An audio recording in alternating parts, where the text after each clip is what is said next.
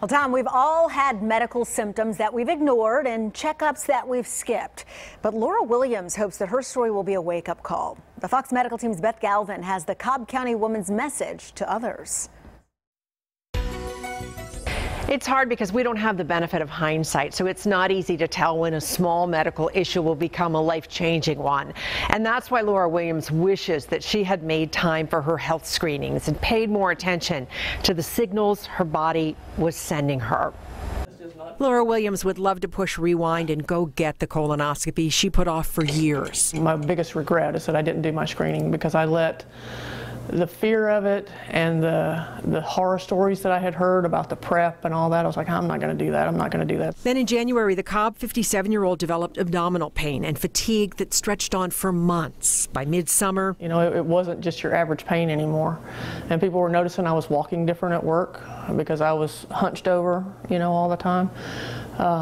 And I finally was like, I got to do something. When Williams finally got her colonoscopy, Piedmont Healthcare colorectal surgeon Dr. Monica Hum broke the news. It was colon cancer, and ultimately she needed surgery to remove the colon cancer. If she'd done her preventive screening, we could have caught it earlier.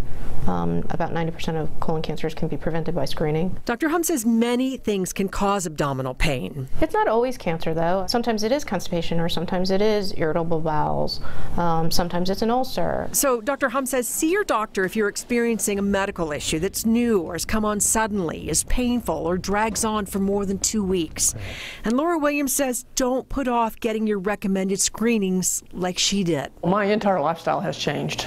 This is a life-changing event when you let this go and you don't get yourself seen about. Because as a result, mine spread outside the colon and I had to have my right ovary removed, my right fallopian tube removed.